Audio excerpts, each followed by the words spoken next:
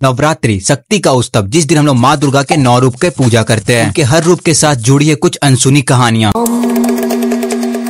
माथे पे अस्त्र चंद, दाएं हाथ में त्रिशूल और बाएं हाथ में कमल का फूल, और नंदी जी पे सवार माँ दुर्गे का पहला रूप शैलपुत्री का। शैलपुत्री 2 शब्द से बनता है, शैल यानी कि पर्वत और पुत्री मतलब कि बेटी। देवी सती अपने शरीर को अग्नि में अर्पित कर देह त्याग देने के बाद उन्होंने इस संसार में फिर से जन्म लिया, पर्वतों के राजा हिमालय के बेटी के रूप में, और इसीलिए उन्हें शैलपुत्री कहा गया है। नवरात्रि के पहले दिन पूजे जाने वाला ये रूप माँ दुर्गा का पवित्रता, शक्ति और भक्ति का प्रतीक है। देवी शैलपुत्री हमें परेशानी को निडर होकर के सामना करने के लिए सिखाती है। ऐसे ही माता के 9 रूप को जानने के लिए वीडियो को एंड तक जरूर देखना। और अगर आप भी चैनल पे नए हो तो चैनल को सब्सक्राइब करो, वीडियो को लाइक करो, कमेंट करो। जय माता दी। दुर्गा का दूसरा अवतार देवी ब्रह्मचारिणी। दाहिने हाथ में कमंडल और बाएं हाथ में अक्षमाला। ना कोई वाहन, ना कोई अस्त्र और ना कोई शस्त्र। नवरात्रि के दूसरे दिन पूजा जाने वाला ये रूप त्याग, एकांत और पवित्रता का प्रतीक है। ब्रह्मचारिणी के रूप में माँ दुर्गा हमारे जीवन को ज्ञान और सादगी के प्रकाश से भरती है। देवी सती के पार्वती जी के रूप में जन्म लेने के बाद नारद जी उनसे मिलने आए और नारद जी ने पार्वती जी को बताया शिव जी से ब्याह करने के लिए उन्हें कठोर तपस्या करना होगा। ये चीज सुनने के बाद सारा सुख को पार्वती जी त्याग देती है और घने जंगल में चल जाती है तपस्या करने के लिए। उन्होंने कई वर्षों तक अन्न और जल को त्याग देने के बाद उन्होंने तपस्या करते रहा, तब जाकर के पार्वती के इस रूप को ब्रह्मचारिणी कहा गया। ब्रह्मचारिणी ये ब्रह्म और चारिणी शब्द से मिलकर के बना है। ब्रह्म यानी कि तपस्या में लीन, चारिणी यानी कि तपस्यनी।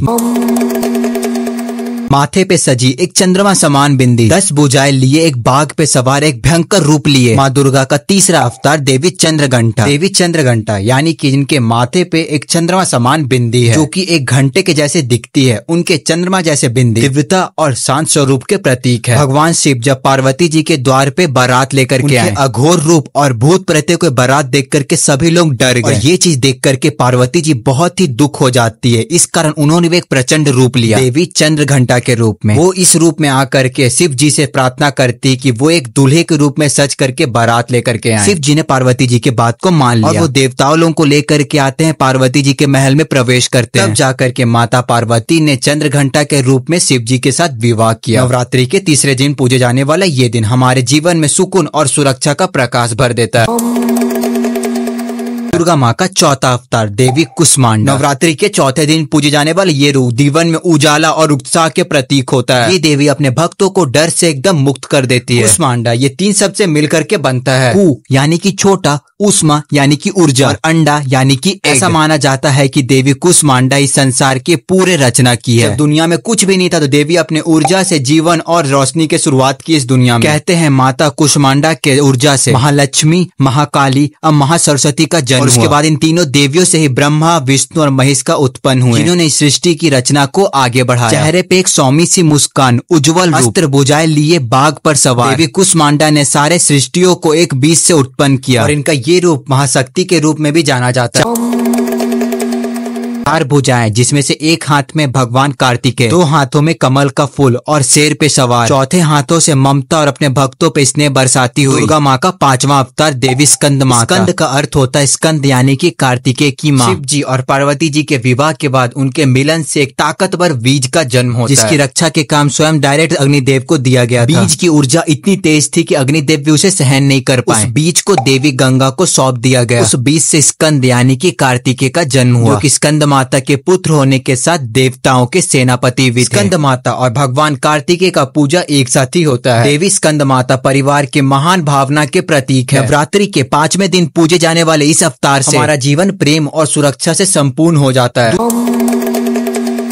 दुर्गा माँ का छठा अवतार देवी कात्यायनी। नवरात्रि के छठा दिन पूजे जाने वाला ये साहस और शक्ति का प्रतीक है। 4 भुजाएं, एक में तलवार, एक में कमल का पुष्प लिए शेर पे सवार, 2 भुजाओं से अपने भक्तों को आशीर्वाद देते हुए उनकी रक्षा करते हुए। कात्यायनी का अर्थ होता है महर्षि कात्यायनी की कन्या। महर्षि कात्यायनी की कोई भी संतान नहीं, उन्होंने त्रिदेवी को प्रसन्न करने के लिए घोर तपस्या की। तब उन तीनों ने अपने शक्तियों के मेल से एक कन्या की रचना की। कन्या में हजारों सूरज इतना तेज था, सभी देवताओं ने अपने अपने शस्त्रों के रूप में उन्हें आशीर्वाद दिया। यही कन्या ऋषि कात्यायनी की पुत्री बनी। माँ दुर्गा का वो रूप जो कि महिषासुर नामक का असुर अत्याचार से पूरे धरती को मुक्ति दिलवाई थी। देवी कात्यायनी को महिषासुर मर्दनी के नाम से भी जाना जाता है।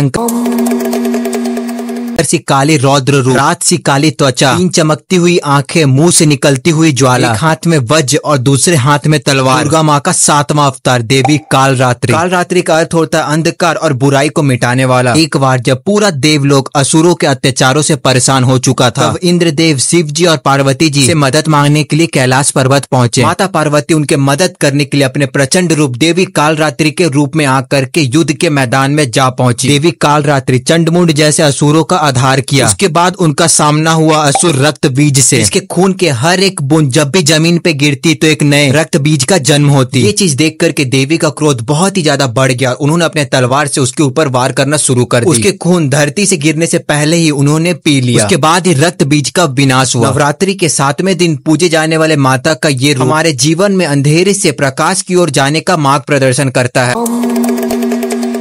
दुर्गा माँ का 8वां अवतार देवी महागौरी। देवी माँ का 8वां दिन पूजे जाने वाला ये रूप दया, साहस और नैतिकता का प्रतीक है। उपासना से हमारी आत्मा पवित्र हो जाती है। चंद्रमा सी चमकती हुई त्वचा लिए, सफेद सी वस्त्र, 4 भुजाएं जिसमें से एक में त्रिशूल और दूसरे में डमरू लिए हुए, सफेद बेल पर सवार महागौरी। महागौरी का अर्थ होता है सफेद रंग, जो कि उज्जवल स्वरूप को दर्शाता है। जब देवी पार्वती अपने कालरात्रि रूप में असुरों का संहार करने के बाद जब अपने कैलाश पर्वत पहुंची, तब उनकी त्वचा का रंग एकदम काला पड़ गया था। ये चीज देख करके शिव जी ने उनका मजाक उड़ाने लगा। उसके बाद पार्वती जी बहुत ही ज्यादा क्रोधित हो गई। उसके बाद उन्होंने ब्रह्मा जी की आराधना की। बाद ब्रह्मा जी ने उन्हें मानसरोवर में डुबकी लगाने की सलाह दी। जैसे ही माता पार्वती डुबकी लगाती है, उनके शरीर से काले रंग एकदम अलग हो जाते हैं और एक स्त्री के रूप लिए देवी के इस रूप को कौशिकी का नाम दिया जाता है। माता पार्वती जैसे ही डुबकी लगाती है, उनका रूप एकदम उज्जवल हो जाता है और उन्हें महागौरी का नाम मिला।